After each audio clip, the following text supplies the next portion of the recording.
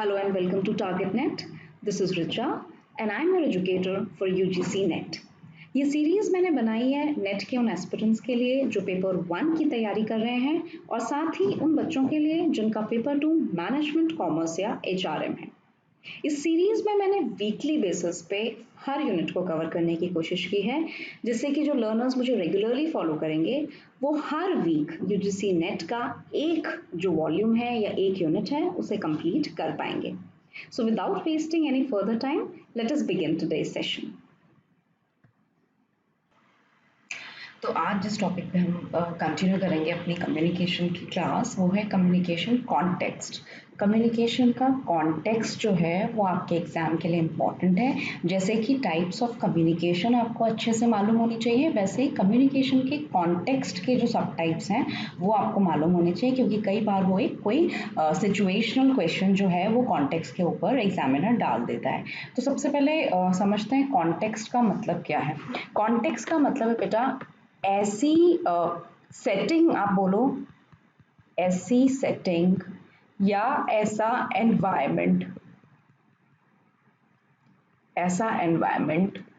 या फिर जो सिचुएशन, इनमें से कोई भी वर्ड आप इंटरचेंजेबली यूज कर सकते हैं। यानी कि जिस एनवायरनमेंट में या जिस सराउंडिंग में, आई राइट सराउंडिंग ऑल्सो, जिस सराउंडिंग में बात हो रही है वो जो एनवायरनमेंट है उसका कम्युनिकेशन पे क्या इम्पैक्ट पड़ता है वो होता है कॉन्टेक्स्ट। यानी कि किस एनवायरनमेंट में आप बात कर रहे हैं, अब वो एनवायरनमेंट जो है वो किस तरह की चीज़ों से इन्फ्लुएंस हो सकता है, वो ही इसके सब टाइप्स बन जाते हैं। तो एक बार कॉन्टेक्स्ट का मीनिंग देखते हैं क्या है। वही the environment in which exchange of ideas takes place. Exchange of ideas क्या होता है, मैंने आपको बताया, that is communication only.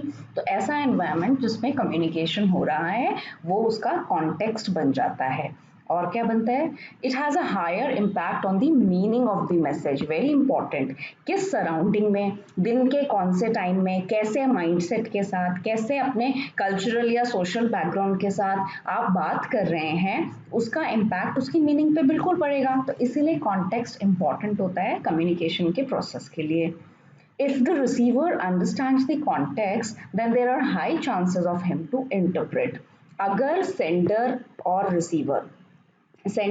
Receiver ने बात का कॉन्टेक्स्ट समझ लिया, यानी कि किस कॉन्टेक्स्ट में, किस एनवायरनमेंट में, किस बेसिस पे, किस बारे में सेंडर मुझसे बात कर रहा है, अगर उसने वो समझ लिया तो वो उस बात की मीनिंग को बेहतर तरह से समझ पाएगा। ये इस पॉइंट का मतलब है।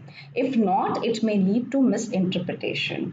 अगर आप सेंडर ने जो बात बोली है या जो कम्युनिकेशन हो रहा है उसका कॉन्टेक्स्ट जो है उसको नहीं समझ पाते हैं कि किस कंटेक्स्ट में, किस बारे में, किस बैकग्राउंड के साथ ये बात हो रही है, तो आप क्या करोगे, उस मैसेज को मिस इंटरप्रेट कर लोगे, पार्शली समझोगे, गलत समझोगे, या फिर उससे कुछ और ही मीनिंग जो होगा वो आप उससे उसको समझेंगे, उसकी सही बात को आप नहीं समझ पाएंगे। And finally, context is as important as content. A very important point. Content का मतलब होता है जो बात आपने, जो मैसेज, जो पीस ऑफ इंफॉर्मेशन, जो नॉलेज, जो डॉक्यूमेंट, जो पिक्चर, कुछ भी आपने कम्युनिकेट किया वो होता है कंटेंट।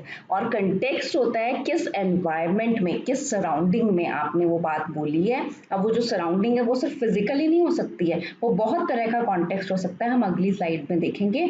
तो पॉइंट यहाँ पे मानने वाला ये है, जानने वाला, कि कंटेंट के साथ साथ कम्युनिकेशन के, इफेक्टिव कम्युनिकेशन के प्रोसेस में कंटेक्स्ट जो होता है वो भी बहुत इंपॉर्टेंस रखता है। इसके सारे जो सब पार्ट्स हैं उन्हें एक एक करके देख लेते हैं। सबसे पहले बात करते हैं physical, social, temporal, cultural, historical और साइकोलॉजिकल। ये 6 कैटेगरीज हैं जिनमें आपको कॉन्टेक्स्ट का मतलब पता होना चाहिए, और इन्हीं में से कोई सिचुएशनल क्वेश्चन अगर बनता है तो फिर आप उसको इजीली अटेम्प्ट कर पाएंगे। सबसे पहले बात करते हैं फिजिकल कॉन्टेक्स्ट क्या होता है। फिजिकल, जैसे कि आप नाम से ही देख रहे हो, फिजिकल कॉन्टेक्स्ट का मतलब होता है कि किस particular physical environment, I just right here, किस फिजिकल एनवायरनमेंट में वो बात हो रही है वो उसके मीनिंग को या यूजर के समझने की कैपेबिलिटी को इन्फ्लुएंस करती है। किस माहौल में बात हो रही है, फिजिकली किस जगह बात हो रही है। फॉर एग्जाम्पल, अगर कोई बात क्लासरूम में हो रही है या ऑफिस में हो रही है तो उसका उस बात के होने का या करने का या समझने का तरीका अलग होगा। वाइल वही सेम बात अगर आप एक पब्लिक प्लेस पे, जैसे कि आप किसी पार्क में कर रहे हैं या किसी होटल या रेस्टोरेंट में उस बात को कर रहे हैं, तो उसका जो इम्पैक्ट होगा या अंडरस्टैंडिंग होगी रिसीवर की, उस पर उस चीज़ का फर्क पड़ेगा। एक नॉर्मल सी बात कर लेते हैं, मान लीजिए कोई क्लास ही आप ले रहे हैं या फिर ऑफिशियली कोई मीटिंग कंडक्ट हो रही है और वो मीटिंग ऑफिस की फॉर्मल सेटिंग में हो रही है और वही मीटिंग आप पार्क में ले रहे हैं, या फिर आप किसी कैंडिडेट का इंटरव्यू पार्क में ले रहे हैं और वहीं आप ऑफिस का जो एक आपका इंटरव्यू रूम है वहां पे आपके रिक्रूटमेंट वाले जो लोग हैं वो ले रहे हैं। तो दोनों ही चीज़ों का जो रिसीवर होता है उसके अंडरस्टैंडिंग में मैसेज को इम्पैक्ट करेगी उसकी फिजिकल सराउंडिंग।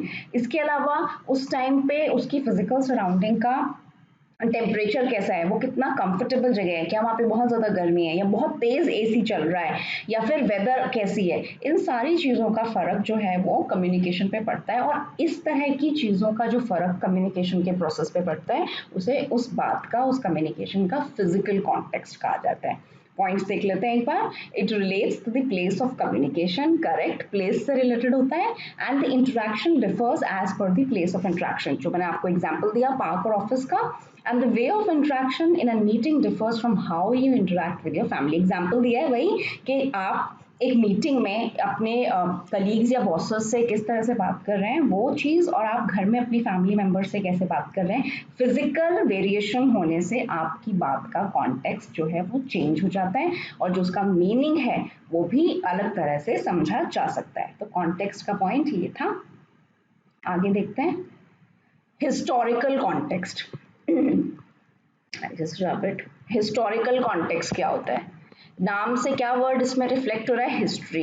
अब ये हिस्ट्री वाली कोई भी इसमें बात नहीं है, बात सिर्फ इतनी है कि जो बात करने वाला सेंडर होता है या रिसीवर जो होता है उसका उन सिचुएशंस पे जिस पे कम्युनिकेशन हो रहा है या उस टॉपिक पे पहले कैसा बिहेवियर था, या रेगुलरली जब वो आपस में कम्युनिकेट करते हैं तो वो किस तरह से रिएक्ट करते हैं, वो जो है वो इम्पैक्ट करता है उसके प्रेजेंट कम्युनिकेशन पे।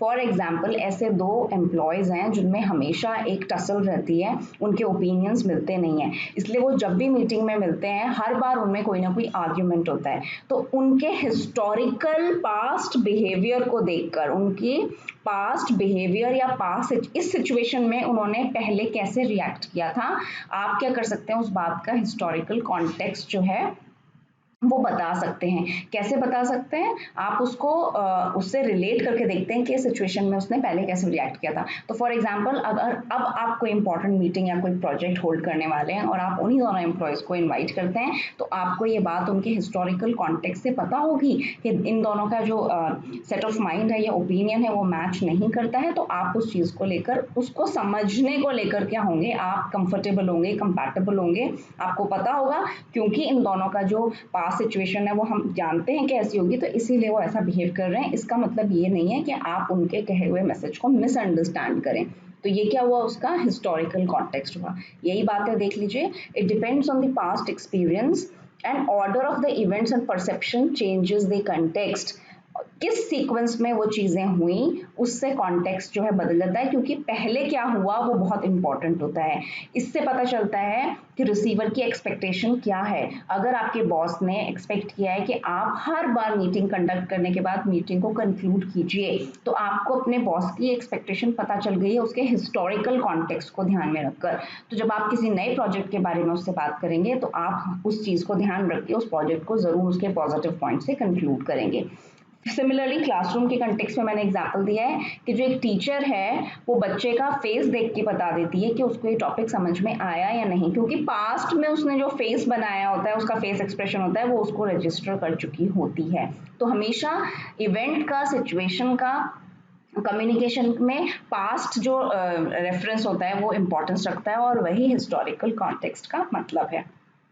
सोशल क्या होता है? सोशल क्या लिखा है देखिए, it is based on the factors like relation between the sender and the receiver and the factors like norms, role, status and the views of societies are important. हमारा temperament, यहाँ मैं वर्ड लिख देती हूँ, टेम्परामेंट।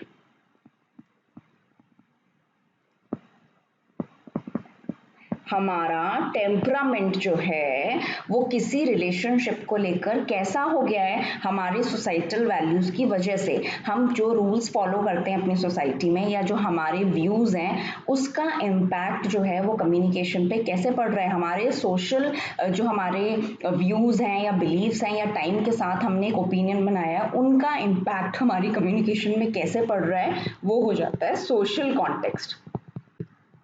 वो होता है social context. और factors like relation between sender and the receiver, अगर आपकी सोसाइटी का बिलीफ ये है कि प्रोफेशनल रिलेशन अलग होने चाहिए और फैमिली रिलेशनशिप अलग होने चाहिए, तो एक डॉटर और फादर घर में उनका रोल अलग होगा कम्युनिकेशन में, और ऑफिस में उन जब वो कम्युनिकेट करेंगे तो क्या होगा, उनका कम्युनिकेशन का लेवल डिफरेंट होगा। वाई? बिकॉज सोशली जिस ग्रुप को बिलोंग करते हैं उनका स्ट्रॉन्ग बिलीफ है, उनकी स्ट्रॉन्ग नॉर्म्स हैं कि प्रोफेशनल और पर्सनल लाइफ को अलग रखा जाए। तो इस तरह से कम्युनिकेशन में ये कॉन्टेक्स्ट भी इंपॉर्टेंस रखता है कि आप किस सोसाइटी को बिलोंग करते हैं और आपके कैसे व्यूज या ओपिनियंस या स्टेटस या बिलीव्स हैं अपनी सोसाइटी को लेकर। Psychological, very important. किसी भी कम्युनिकेशन प्रोसेस में साइकोलॉजिकल कॉन्टेक्स्ट बहुत इंपॉर्टेंस रखता है, बिकॉज ये आपके जो इमोशंस होते हैं जो बहुत नेचुरल हैं कि हर टाइम पे अलग अलग होते हैं। आपका मूड कैसा है, आपका मूड बहुत ज़्यादा आप जुवेल फील कर रहे हैं, आप बहुत ज़्यादा खुश हैं, पॉजिटिव हैं, तो आप अपने कम्युनिकेट करते टाइम, अपने मैसेज को देते टाइम, चाहे वर्बल हो चाहे नॉन वर्बल हो चाहे रिटन हो ऑफिशियल हो, कैसा भी कम्युनिकेट कर रहे हैं, तो आप क्या करेंगे, पॉजिटिविटी ही स्प्रेड करेंगे। वहीं आपका मूड अगर खराब है, आप बीमार हैं, परेशान हैं, डिप्रेस्ड हैं, स्ट्रेस्ड हैं, तो आप कितने भी इफेक्टिव ऑफिशियली आपने लेटर लिखा हुआ है, वो आपको सॉरी स्पीच दे रहे हैं फॉर एग्जांपल आप, तो वो क्या करेगी, वो इन्फ्लुएंस नहीं करेगी सेंडर रिसीवर को। वो कहीं ना कहीं क्या करेगी, वो आपको मिस इंटरप्रेट करेगा आपके मूड के कॉन्टेक्स्ट की वजह से। और इस तरह के जो कॉन्टेक्स्ट होते हैं उन्हें साइकोलॉजिकल, आपकी मेंटल सिचुएशन उस टाइम पे कैसी है वो बताता है आपका साइकोलॉजिकल कॉन्टेक्स्ट। फॉर एग्जाम्पल देखिए लास्ट में मैंने क्या लिखा है, इंटरेक्शन ऑफ अ टीचर और boss can be different while praising और स्कोल्डिंग द स्टूडेंट्स और एम्प्लॉयज। सेम बॉस अगर अपने एम्प्लॉयज की तारीफ कर रहा है और सेम बॉस अगर कोई गलती होने पर अपने एम्प्लॉयज को डांट रहा है या उनको आगे अमेंड करने के लिए बोल रहा है अपने स्टाइल को या अपने काम को, तो उसका जो नेचर होगा बोलने का, कम्युनिकेट करने का, वो डिफरेंट होगा, because psychologically he was in two different moods, वो दो डिफरेंट इमोशनल स्टेट्स में था, इसीलिए उसका क्या होगा, कॉन्टेक्स्ट जो होगा बात का वो डिफरेंट होगा।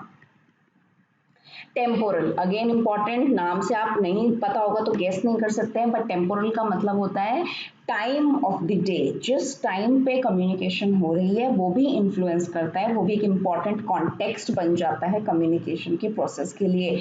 आपने देखा होगा अगर आप अर्ली मॉर्निंग जो है, कई बच्चे होते हैं पढ़ाई करते हैं तो उनको ज़्यादा ग्रास्प होता है, वो ज़्यादा रिटेन कर पाते हैं, अंडरस्टैंड कर पाते हैं। जैसे जैसे दिन गुजरता है वैसे वैसे आपका एनर्जी लेवल और अंडरस्टैंडिंग का लेवल कम होता जाता है। सिमिलरली ऑफिस में भी अर्ली मॉर्निंग आवर्स में एम्प्लॉयज ज़्यादा फंक्शनल होते हैं, ज़्यादा अटेंटिव होते हैं, और जैसे जैसे दिन बीतता है या लंच टाइम के पास आना होता है या फिर ब्रेक ऑफ का टाइम होता है तो उस टाइम पे आप लाउजी और लेजी फील करते हैं। तो time of the communication also it is also important, और ये एक इम्पॉर्टेंट कॉन्टेक्स्ट होता है, और वही मैंने आपको बताया यहाँ पे कि ये टाइम पे डिपेंड करता है आपका एनर्जी लेवल और मूड। तो याद रखिएगा टेम्पोरल कॉन्टेक्स्ट क्या होता है। Cultural, culture has implication on values, ethics, beliefs, morals etcetera. हर कल्चर के जो सिंबल्स होते हैं, आप किसी की कही हुई बात को कैसे इंटरप्रेट करते हैं ये आपकी कल्चरल वैल्यूज पर डिपेंड करता है। इसके अलावा हर कल्चर में जो एटिकेट्स होते हैं वो डिफरेंट होते हैं। किसी कल्चर में आप बहुत ज़्यादा बो करके बात करते हैं, झुक के बात करते हैं, किसी कल्चर में आप स्टिफ और रिजिड होकर बात करते हैं, तो उससे क्या होता है, बात का कॉन्टेक्स्ट चेंज हो जाता है। इसके अलावा कुछ ऐसे कंट्रीज हैं जहाँ पे जैसे फॉर एग्जांपल विमेन के स्टेटस को लेकर थोड़े से रिस्ट्रिक्शंस हैं, तो अगर घर पे वो रिस्ट्रिक्शंस हैं तो वो ऑफिस में भी रिफ्लेक्ट होंगे, क्योंकि कल्चर आपके कल्चरल बिलीफ ऐसे हैं कि लेडीज के कम्युनिकेट करने में या लेडीज के इंडिपेंडेंट होने में या एक तरह का बिहेवियर पोर्ट्रे करने को लेकर आपके यहाँ पे रिस्ट्रिक्शंस हैं, तो वो आपके कॉन्टेक्स्ट जो है कल्चरल का वो रिफ्लेक्ट होगा आपके कम्युनिकेशन के प्रोसेस में। तो ये इसका मतलब होता है कल्चरल कॉन्टेक्स्ट का। यस तो ये जितने 6 टाइप्स थे ये कॉन्टेक्स्ट के थे। और अगर कोई भी सिचुएशनल क्वेश्चन वो फ्रेम कर देता है कि बताइए कि मिस्टर एक्स जो थे वो सुबह के टाइम ऑफिस पहुंचे तो उनको सारी बातें अच्छे से समझ में आ गई, वाइल जो मिस्टर वाई थे वो इवनिंग सेशन में उनको जो लेक्चर था या जो मीटिंग कंडक्ट करनी थी उन्होंने की, बट उसके पॉजिटिव रिजल्ट नहीं आए। तो इस पर किस तरह के कॉन्टेक्स्ट ने इफेक्ट किया, तो आपको पता होना चाहिए कि टेम्पोरल कॉन्टेक्स्ट की बात हो रही है। तो ये थे कॉन्टेक्स्ट। अब हमारा अगला इंपॉर्टेंट टॉपिक जो है वो क्लासिफिकेशन ऑफ कम्युनिकेशन का है। काफ़ी सारी बातें हम ऑलरेडी डिस्कस कर चुके हैं, फिर भी एक बार दोबारा देखते हैं कि कम्युनिकेशन को क्लासिफाई कैसे किया जाता है। ये बहुत ही ज़्यादा इलैबोरेट डायग्राम है, इसको देख के डरने की ज़रूरत नहीं है, बट इसमें वही कैटेगरीज की हुई है कि फॉर्मल, इनफॉर्मल, पर्सनल, इम्पर्सनल, इतने तरह के किस किस तरह के कम्युनिकेशन होते हैं। तो हम सीधे टाइप्स पे आते हैं। मैंने उनको सब कैटेगरीज भी दी हैं कि किसके बेसिस पे बात हो रही है कम्युनिकेशन को क्लासिफाई करने की। तो अगर हम रिलेशनशिप की बात करते हैं सेंडर और रिसीवर के, तो उसके बेसिस पे 4 कैटेगरीज जो हैं उसमें बांटा जाता है, इंटरपर्सनल, इंट्रापर्सनल, ग्रुप और मास कम्युनिकेशन। तो इनको एक एक करके पढ़ते हैं। इंट्रापर्सनल मैंने आपको पहले भी बताया था, अपने आप से communication with in the individual, वही बातें लिखी हुई हैं सारी, हम इसको रिपीट नहीं करेंगे। और इंटरपर्सनल क्या होता है, 2 लोगों के बीच में, it is between 2 individuals, it is between 2 individuals. Dyadic भी इसको कम्युनिकेशन बोला जाता है, और ये फॉर्मल भी हो सकती है, इनफॉर्मल भी हो सकती है, वर्बल भी, नॉन वर्बल भी। आप अपने टीचर के साथ बात कर रहे हैं, टीचर आपसे बात कर रहे हैं, आप अपने बॉस से बात कर रहे हैं, 2 एम्प्लॉयज आपस में बात कर रहे हैं, आप अपने पेरेंट्स से बात कर रहे हैं, ये सारी ही इंटरपर्सनल कम्युनिकेशन के एग्जाम्पल्स हैं। और इसमें देखो क्या लिखा हुआ है, it has emotional appeal because of the proximity, because 2 person are talking face to face, 2 लोग आपस में बात कर रहे हैं, तो इमोशनल अपील जो है वो मैटर करती है। आप कितने इमोशन के साथ, कितने एफर्मेशन के साथ, कितने जोर लगा के अपनी बात को इन्फ्लुएंस के साथ सामने से बात कर रहे हैं, तो उसका फर्क पड़ता है। रादर देन आप अगर रिटन कम्युनिकेशन में किसी से बात कर रहे हैं तो आपने एक चीज उसको भेज दी, अपना कोई प्रपोजल या एडवर्टाइजमेंट, तो वो उससे इतना शायद इन्फ्लुएंस नहीं हो। वही आपने सामने बैठकर उससे बात की तो आप अपने पॉइंट को प्रूव कर पाएंगे। तो इसमें एक इमोशनल अपील भी होती है। और दूसरा प्रॉक्सिमिटी का मतलब होता है closeness, because you are close to that person, आप सामने बैठ के उससे बात कर रहे हैं तो आपका जो 2 जनों के बीच का स्पेस है वो कम है, तो इससे भी क्या होगा, बात अच्छे से समझ में आएगी। और जो सामने वाला है वो आपको इमीडिएटली फीडबैक भी दे देगा, कैसे, जो यहाँ पे लिखा हुआ है नॉन वर्बल जेस्चर्स से या वर्ड से भी, okay I have understood your point, verbally भी, या फिर बाय नॉडिंग हिज हेड और गिविंग अश्योरेंस कि हाँ मुझे आपकी बात समझ में आ गई है। तो इंटरपर्सनल कम्युनिकेशन हर लेवल पे, क्लासरूम में भी और ऑर्गेनाइजेशन कंटेक्स्ट में भी सबसे इंपॉर्टेंट होता है, क्योंकि ज्यादातर जो हम कम्युनिकेट करते हैं वो हम इंटरपर्सनली करते हैं। 2 लोगों के बीच में जो कम्युनिकेशन होता है वो इंटरपर्सनल कम्युनिकेशन होता है। ग्रुप कम्युनिकेशन वेरी इंपॉर्टेंट है। ग्रुप और मास के बीच का डिफरेंस, कई बार बच्चे कंफ्यूज हो जाते हैं। अभी इस पे बात कर लेते हैं कि ग्रुप कम्युनिकेशन क्या होता है। जब एक्सचेंज ऑफ आइडियाज या exchange of knowledge, skills, interest या छोटे शब्दों में कम्युनिकेशन 2 लोगों से ज्यादा बढ़ जाए, यानी कि एक ग्रुप तक एक्सटेंड कर जाए, तो क्या बोलेंगे हम उसको, ग्रुप कम्युनिकेशन। आप इसको आंख बंद करते विजुअलाइज कीजिए ऑफिस की उस मीटिंग में जिसमें कि कुछ ग्रुप ऑफ मेंबर्स बैठे हुए हैं, एंट्रेंस एग्जाम के बाद होने वाले इनिशियल इंटरव्यू से जिसमें कि ग्रुप ऑफ पीपल बैठे हुए हैं, क्लासरूम में होने वाले डिस्कशंस में जिसमें कि ग्रुप वाइज आपको टीम वाइज डिवाइड किया हुआ है, तो आपके आपस में इंट्रैक्शन हो रही है। तो यानी किसी भी तरह का ग्रुप क्या होता है, 2 से ज्यादा लोग होते हैं, तो 2 से ज्यादा लोग में जब कम्युनिकेशन होता है उसे ग्रुप कम्युनिकेशन कहा जाता है। और उस कम्युनिकेशन की सबसे इंपॉर्टेंट बात होती है क्योंकि हम उसको किसी पर्पस से करते हैं। हम उस कम्युनिकेशन के दौरान बहुत सारी चीजें डिस्कस करते हैं, आपस में आइडिया शेयरिंग करते हैं, व्यू शेयरिंग करते हैं, सबको बोलने का मौका मिलता है, अपना पर्सपेक्टिव रखने का मौका मिलता है and we come down to a decision. हम फाइनली एक डिसीजन पे, कंक्लूजन पे आते हैं। और इस प्रोसेस के दौरान, ग्रुप कम्युनिकेशन के प्रोसेस के दौरान हम क्या करते हैं, कलेक्टिव डिसीजन मेकिंग, और क्या करते हैं, self expression, self participation, motivation of other members, इस तरह के बहुत सारे काम करके हम क्या करते हैं, अपनी बात को जो है वो रखते हैं ग्रुप्स के बीच में। तो ये ओवरऑल पर्सपेक्टिव है ग्रुप कम्युनिकेशन का। यही बातें सारी यहाँ लिखी है, आप स्लाइड में पढ़ सकते हैं। मैं आती हूँ अब सीधे मास कम्युनिकेशन में। अलग से भी हम बहुत सारा पढ़ेंगे एंड में, क्योंकि आपके मास मीडिया और सोसाइटी है, पर यहाँ पे एक सिंपल वर्ड में इसका मतलब समझिए।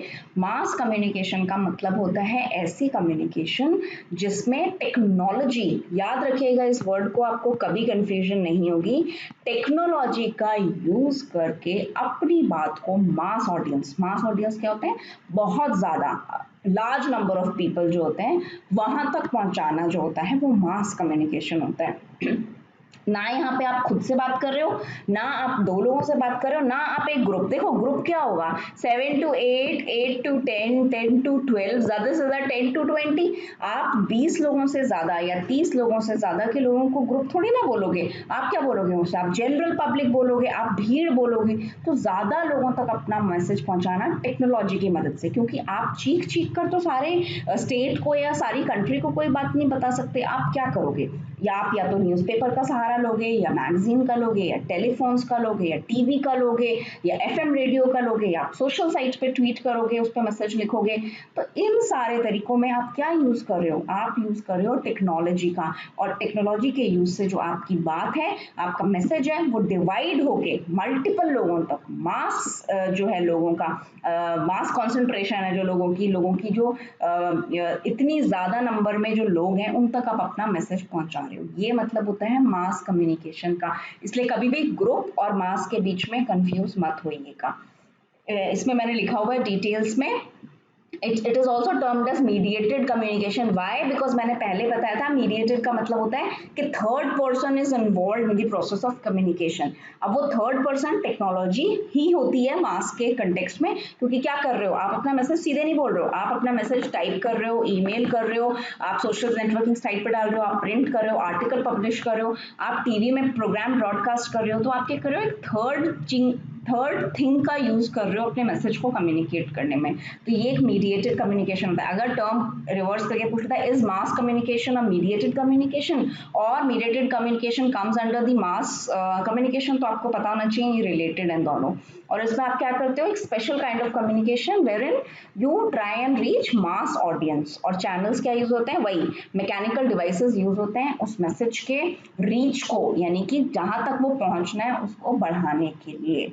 ठीक है, और एग्जाम्पल्स आपको सबको पता है मास मीडिया के, और मैंने भी डिस्कस भी किए हैं। अब अगला क्लासिफिकेशन पहला हमने पढ़ा था रिलेशनशिप के basis, relationship between sender and receiver. Now जो सेकंड बाइफर्केशन है वो है on the basis of channel. किस चैनल से कम्युनिकेट कर रहे हो आप, क्या आप वर्बली बोल रहे हो, रिटन बोल रहे हो, या आप नॉन वर्बली बोल रहे हो। ये बड़ा इंपॉर्टेंट पॉइंट है कि किस तरीके से आप अपने मैसेज को, चैनल का क्या मतलब होता है, किसके थ्रू आपका मैसेज पास हो रहा है, वो चैनल क्या है, उसके बेसिस पे क्या बाइफर्केशन है। तो जैसा कि आप देख रहे हो डायग्राम में, वही बाइफर्केशन है। चैनल के बेसिस पे दो कैटेगरीज होती हैं, वर्बल एंड नॉन वर्बल। और क्या होता है इसमें, वर्बल कम्युनिकेशन जो होती है उसके दो सब कैटेगरीज होती हैं, ओरल और रिटन। वर्बल में कभी भी ऐसा नहीं हुआ कि रिटन कहीं और चला जाएगा, रिटन हमेशा, ओरल एंड रिटन जो है वो वर्बल कम्युनिकेशन के पार्ट है। क्योंकि जो दूसरा पार्ट है उसमें ना हम कुछ लिख रहे हैं ना बोल रहे हैं, हम सिर्फ अपनी बॉडी लैंग्वेज से, हम अपने जेस्चर से, हम अपने एक्सप्रेशन से, आई कॉन्टैक्ट से, हैंड मूवमेंट से, इन सारी चीजों से क्या कर रहे हैं, कम्युनिकेट कर रहे हैं। और इसके अलावा हम जितना भी बोल के और लिख के कम्युनिकेट कर रहे हैं वो आपका आ जाएगा वर्बल कम्युनिकेशन में। एक बार देख लेते हैं, ये देखो वर्बल कम्युनिकेशन का मतलब क्या है, use of words in communication process. Now these words can be spoken also और कैन बी रिटन ऑल्सो। तो ये वर्ड बोलते ही मेरी ये बात आपको क्लियर हो जानी चाहिए कि अगर आप अपने वर्बल कम्युनिकेशन स्किल्स को अच्छा करना चाहते हैं, एनहांस करना चाहते हैं, तो आपके जो लैंग्वेज की कमांड है लैंग्वेज की कमांड है, आपके ग्रामर की जो कमांड है वो क्या होनी चाहिए, एक्सलेंट होनी चाहिए। बाय बिकॉज अगर आप कुछ चीज बोल रहे हैं या लिख रहे हैं और अगर वो ग्रामेटिकली रॉन्ग है, लैंग्वेज की आपको समझ कम है, आप सही शब्दों का यूज नहीं कर पा रहे हैं, आपकी आर्टिकुलेशन, आप किस तरीके से उस बात को बोल रहे हैं, क्या पिच यूज कर रहे हैं, कितनी जोर से बोल रहे हैं, कितना जल्दी बोल रहे हैं, ये सारी चीजें इंपैक्ट करेंगी आपके वर्बल में ओरल कम्युनिकेशन को। सिमिलरली इनमें से काफी सारी चीजें रिटन में भी आपको अफेक्ट करेंगी कि आप जो चीज लिख रहे हैं वो करेक्ट है ग्रामेटिकली, लैंग्वेज के कंटेक्स्ट में, और आपको नॉलेज है या नहीं उस बात की, और आप कहीं बहुत ज्यादा तो नहीं लिख रहे हैं जब आपको थोड़ी सी बात कन्वे करनी है और आप उसको इन्फ्लुएंशियल बनाने के लिए ज्यादा चीजें यूज कर रहे हैं, तो वो भी क्या करेगा, लैंग्वेज सॉरी आपके रिटन कम्युनिकेशन में एक तरह से बैरियर का काम करेगा, क्योंकि आपने अपने मैसेज को कंसाइज नहीं रखा है, आपने उसे अननेसेसरली बहुत लंबा की है। तो जो ये सारे ही पर्सपेक्टिव हैं, इन पे आपको काम करना पड़ता है अगर आप अपने वर्बल कम्युनिकेशन स्किल्स को अच्छा रखना चाहते हैं, जिसमें ओरल और रिटन आते हैं। यही मैंने बात लिखी है, एक रूल होता है KISS का, जिसका मतलब यहाँ पे बोला जाता है keep it short and simple.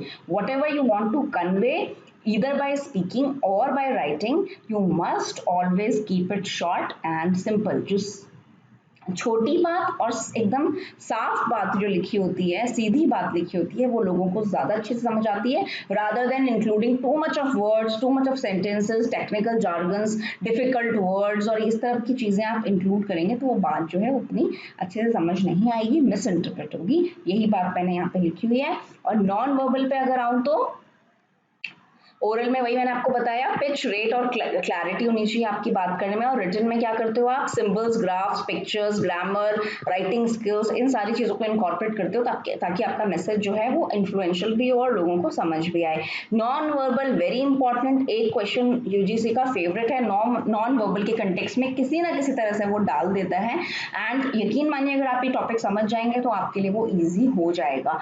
Non verbal communication बोलते ही बेटा एक चीज क्लियर कर लो कि जो भी एग्जाम्पल आ रहा है, अगर उसमें कुछ भी मुंह से नहीं बोला जा रहा है या कुछ लिखा नहीं जा रहा है, तो वो 100% नॉन वर्बल कम्युनिकेशन का एग्जाम्पल है, until and unless that person is not talking to himself। अगर वो खुद से बात कर रहा है तो वो इंट्रा कम्युनिकेशन बन जाएगी, उसके अलावा वो इसको बाइफरकेट कर ही नहीं सकता। आप इजीली इसका डिफरेंस समझ सकते हैं। नॉन वर्बल कम्युनिकेशन का मतलब होता है कि आप क्या कर रहे हो, without making use of words, आप यहाँ पे वर्ड्स का यूज नहीं कर रहे हो, आप अपनी बॉडी लैंग्वेज, आप बैठे कैसे हो, कई बार बच्चे या मीटिंग की बात करो तो एम्प्लॉयज या क्लासरूम की बात करते हैं, चलिए कई बच्चे होते हैं उनकी बॉडी लैंग्वेज से पता चल जाता है कि उनका क्लास में बिल्कुल इंटरेस्ट नहीं है। क्यों? क्योंकि वो बैठे होते हैं ऐसे नीचे होकर, आपकी एल्बो ऐसे रेस्ट कर रही है, आपकी गर्दन रेस्ट कर रही है, आपका बिल्कुल इंटरेस्ट नहीं है, आप यॉन कर रहे हो, आपकी आईज बंद हो रही हैं, तो क्या कर रहे हो आप बिना बोले स्पीकर को ये कन्वे कर रहे हो that you are not interested in listening और you are not understanding what he is trying to tell you. आप क्या कर रहे हो, उसे बिना शब्दों का इस्तेमाल करके ये बता रहे हो। वहीं on the contrary, a person who is sitting straight, आपके हाथ ऐसे रखे हुए हैं, आपकी आंखें आई कांटेक्ट स्पीकर के साथ है, आप अपना हेड नॉड कर रहे हो, तो आप क्या कर रहे हो, आप अपनी बॉडी लैंग्वेज से ये मैसेज दे रहे हो कि आप क्या कर रहे हो, बिल्कुल अटेंटिव हो। तो ये चीजें जो नॉन वर्बल क्यूज जिन्हें बोला जाता है वो बहुत इंपॉर्टेंट होती हैं किसी भी मैसेज को कम्युनिकेट करने के कंटेक्स्ट में। 3 एलिमेंट्स जो नॉन वर्बल कम्युनिकेशन के होते हैं, अपीयरेंस, बॉडी लैंग्वेज और साउंड। इनको एक बार समझ लेते हैं। अपीयरेंस का मतलब होता है कि जो आप कम्युनिकेट कर रहा है सेंडर, उसकी कोई भी कम्युनिकेशन है, फॉर एग्जाम्पल अगर कोई ऐसा टीचर है या ऐसा कोई स्पीकर है या लीडर है जिसकी जो एक्सटर्नल अपीयरेंस है वो एकदम क्रिस्प नहीं है, फाइन नहीं है, तो आप उससे अट्रैक्ट नहीं होते, आप इंटरेस्ट लूज कर देते हो। वहीं पे कोई टीचर है जो वेल ड्रेस्ड है, चाहे कोई मैम है या आपके कोई सर है और वो वेल ड्रेस्ड होके आए हैं, उनके शूज एकदम चमक रहे हैं, उनके कपड़े एकदम neat and clean, crisp and fine है, और उनके सारी जो फिजिकल अपीयरेंस है वो आपको एकदम परफेक्ट लग रही है, आपको बिल्कुल अट्रैक्ट कर रही है, इन्फ्लुएंस कर रही है, तो जो वो बात बोलेंगे उसको आप ध्यान से सुनेंगे, रजिस्टर करेंगे। बॉडी लैंग्वेज मैं आपको समझा चुकी हूँ। साउंड, जिस टोन एंड टेनर में, पिच के ऊपर नीचे में आप बात कन्वे कर रहे हो वो इंपॉर्टेंट है। अगर कोई टीचर अपनी पूरी क्लास को एक ही तरह की साउंड के पैटर्न पे बोलता रहेगा, यानी कि अगर वो ये फ्रीक्वेंसी फॉलो कर रहा है तो वो यही बोलता रहा, तो कैसे बच्चों को ये पता चलेगा कि ये बात ज्यादा इंपॉर्टेंट है और ये कम। तो जब आपको इफेक्टिवली अपना लेक्चर डिलीवर करना होता है तो आप कई जगह पे अपनी पिच को रेज करते हो और वो ऑटोमेटिकली ये मैसेज देता है कि आप इस बात को इंपॉर्टेंस दे रहे हो and you want your learners और speaker to remember this and understand this carefully कि ये चीज जो है वो इम्पॉर्टेंट है। तो इस तरह से साउंड की जो आप बात कर रहे हो, किसी को कम्युनिकेट कर रहे हो, उसमें अगर आप बोल भी नहीं रहे हो लेकिन आपकी जो पिच है वो ये बताती है कि आप कितने एफिशिएंटली उस मैसेज को डिलीवर कर रहे हो। 3 V, वर्बल, वोकल और विजुअल, ये वही बातें हैं, मुंह से क्या बोला आपने और देखा क्या और किस स्पीड पे या पिच पे आपने बोला, वो इंपॉर्टेंट होता है नॉन वर्बल कम्युनिकेशन में। और 73855 रूल बहुत इंपॉर्टेंट रूल है ये नॉन वर्बल कम्युनिकेशन के लिए। इसको इस नाम से भी आ जाएगा और दूसरा नाम इसके लिए बोला जाएगा Meherbian formula. It is known as Meherbian formula. I'll just erase and make some space here. ये देखो इसकी spelling लिख देती हूँ मैं। The 735 and 58 rule is known as Mehrabian formula.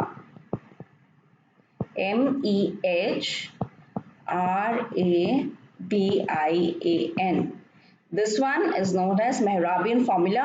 इन्होंने नॉन वर्बल कम्युनिकेशन को देकर ये फॉर्मूला दिया था कि कोई जो नॉन वर्बल कम्युनिकेशन थी या कम्युनिकेशन का जो प्रोसेस होता है उसमें जो 7% रोल होता है वो स्पोकन वर्ड्स का होता है। 7% is spoken words, that is the content of the message.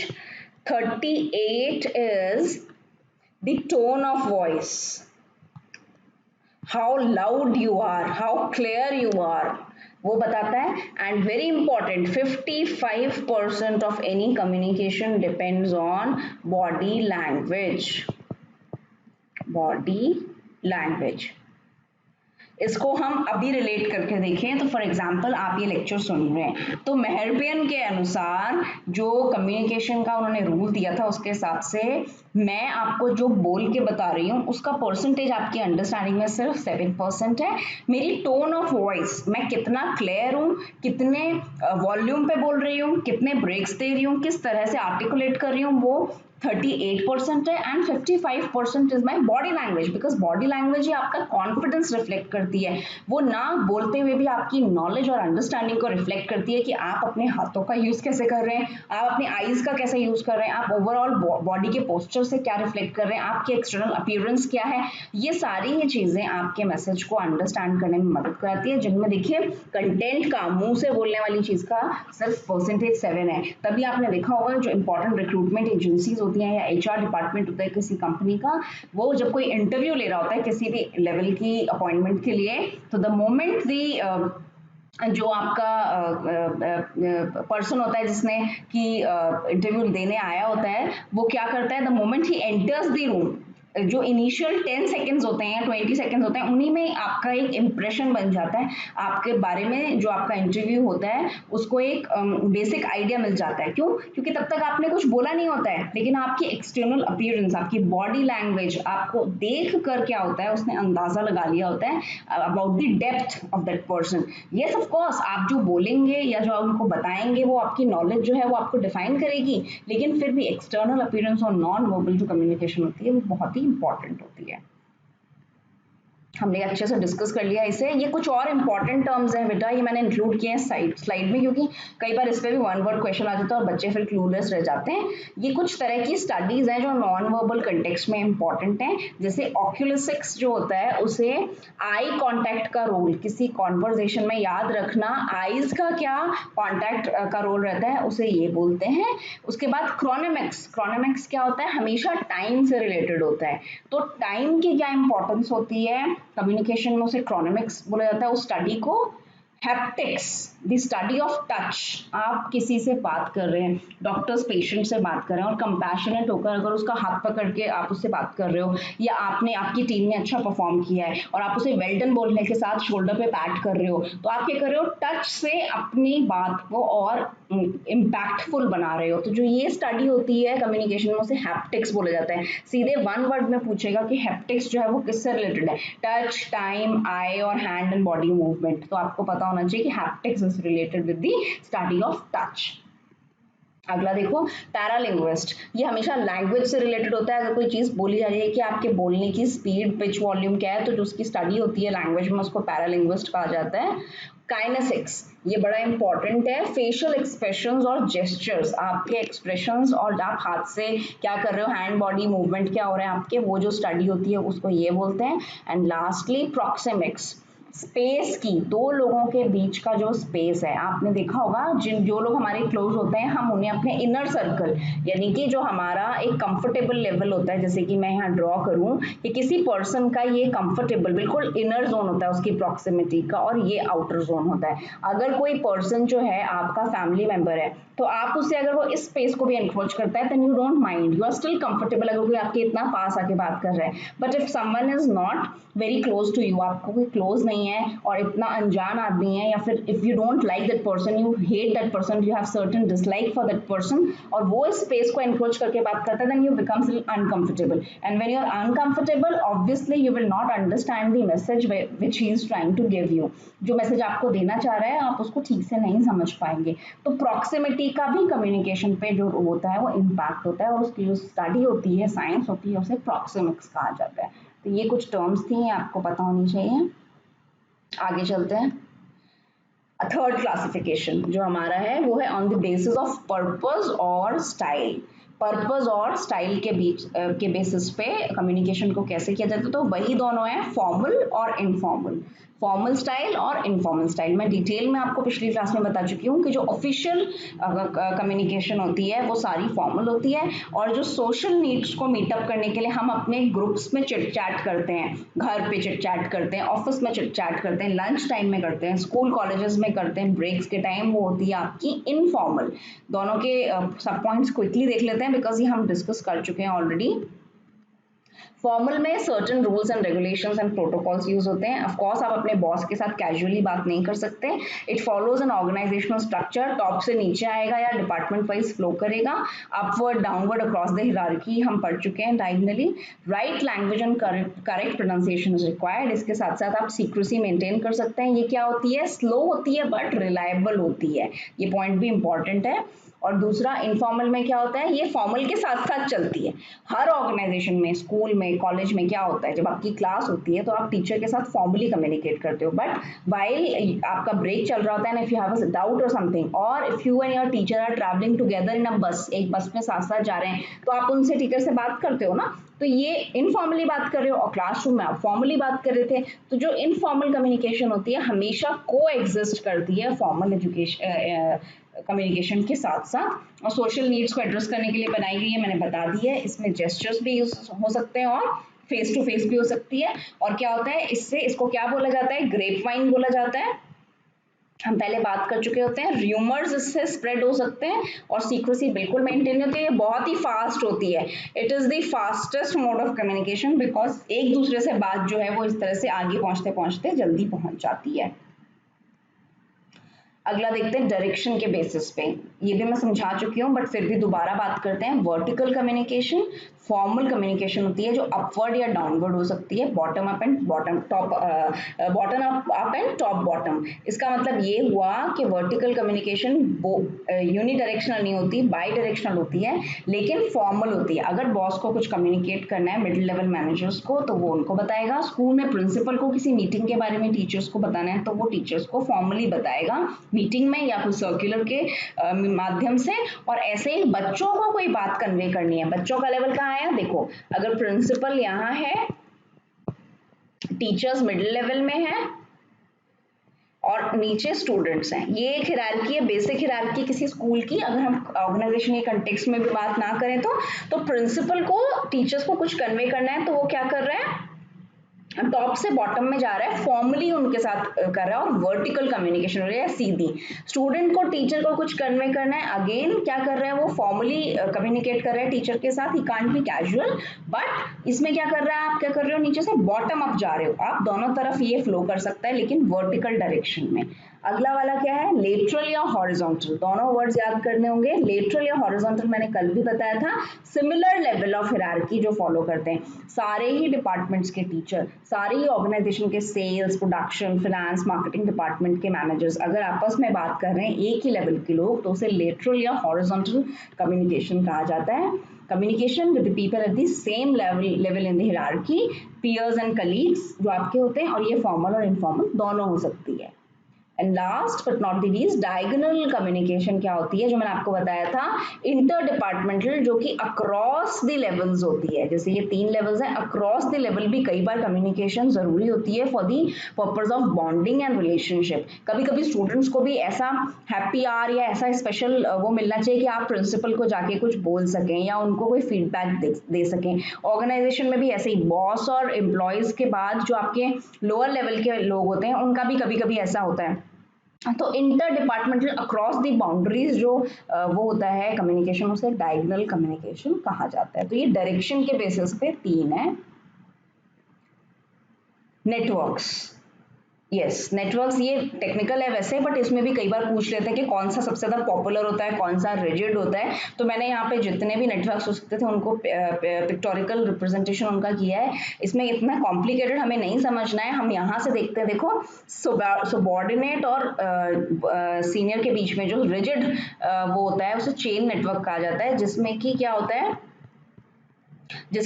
Information ऊपर से नीचे जाती है और नीचे से ऊपर जाती है, आपस में कोई कनेक्शन नहीं होता, एक के बाद एक होता है। ये टिपिकल एग्जांपल है, ये बहुत ज्यादा अच्छा इसको नहीं कहा जाता है इस तरह की कम्युनिकेशन को। सर्किट नेटवर्क में देखो, ए से बी मैसेज भेज रहा है और बी फीडबैक भेज रहा है, तो इस तरह से ये एक सर्किट फॉलो कर रहे हैं। चेन नेटवर्क में क्या हो रहा है, जो हेड है वो ई और बी के थ्रू मैसेज भेज रहा है, तो ई और बी उसके क्लोजेस्ट हैं, और उसके बाद ई एफ को, एफ जी को, सिमिलरली बी सी को, सी डी को, तो इसको चेन नेटवर्क कहा जाता है। जो इस तरह से हम चेन्स को रिप्रेजेंट करते हैं, एक पार्ट दूसरे से कर रहा है, दूसरा तीसरे से कर रहा है, लेकिन ऊपर से जो फ्लो हो रहा है उसका इसके साथ कोई कनेक्शन नहीं है। आप देख लो, ए इज नोवेयर कनेक्टेड टू जी और डी, तो इसको चेन नेटवर्क कहा जाता है। व्हील नेटवर्क देखो क्या है, सेंट्रली जो मैनेजर है या लीडर है या प्रिंसिपल है या टीचर है, वो सबको कम्युनिकेट कर रहा है, हर आदमी से कम्युनिकेट कर रहा है और हर आदमी से फीडबैक ले रहा है, तो ये सेंट्रली कनेक्टेड है। बट देखो इनके बीच में स्टिल कोई कनेक्शन नहीं है। फिर ये लास्ट जो आया है, इसको स्टार नेटवर्क कहा जाता है, और ये सबसे ज्यादा पॉपुलर होता है, सबसे ज्यादा अच्छा बोला जाता है, बिकॉज आप इसमें देख लो everyone is connected with everyone, सब एक दूसरे के साथ कनेक्टेड है, और क्या है, कम्युनिकेशन जो है वो सबका सबके साथ हो रहा है, तो इसको स्टार नेटवर्क कहा जाता है। ये टोपोलॉजीज है नेटवर्क की, हमें टेक्निकली नहीं पढ़ना है, बट हमें जनरली पता होना चाहिए कि इनके नाम क्या है और कौन किससे कैसे कनेक्टेड रहता है। ये मैंने 2 और चीजें डाली हैं, कई बार इस पे भी क्वेश्चन पूछ लेता है कि what are the 7 C's for effective communication, और out of these 4 which is not the C of the effective communication, या 4 S, आजकल ये भी पॉपुलर है कि S क्या है कम्युनिकेशन के, तो एक बार क्विकली देख लेते हैं। 7 C's में बेटा जो ये नाम लिखे हुए हैं, इनको जरा भी आप इधर से उधर नहीं कर सकते, मतलब कि अगर करेक्टनेस है तो करेक्टनेस ही है, ये आपको लर्न करने पड़ेंगे कि correctness, clarity, consciousness, completeness, consideration, concrete या कर्टेसी। कोई भी मैसेज आप वर्बली कम्युनिकेट कर रहे हैं या फिर नॉन वर्बली कम्युनिकेट कर रहे हैं, रिटन कम्युनिकेट कर रहे हैं, उसको आपको करेक्ट लिखना चाहिए, वो हर तरह से ग्रामेटिकली, कंटेंट वाइज करेक्ट होना चाहिए, क्लियर होना चाहिए, उसमें एम्बिगुअस वर्ड्स यानी कि कंफ्यूज करने वाले टेक्निकल वर्ड्स नहीं होने चाहिए, कंसाइज होना चाहिए, प्रिसाइज होना चाहिए, कंप्लीट होना चाहिए, बात पूरी खत्म होनी चाहिए, बॉडी ऑफ द मैसेज जो है वो इल फ्रेम्ड नहीं होनी चाहिए, कोई बात आपने जो बोली है वो शुरू से लेकर एंड तक जो है वो कंप्लीट हो, कंसिडरेट होके बात करनी चाहिए, आपको सामने वाले से एम्पैथेटिक होके बात करनी चाहिए, कॉन्क्रीट मैसेज जो है आपका, जो आपने प्रिसाइसली आप जो बात बोलना चाहते हैं वही आप कम्युनिकेट कीजिए, और कर्टियस होना चाहिए, कभी भी इल वर्ड्स नहीं होने चाहिए, उसमें सामने वाले को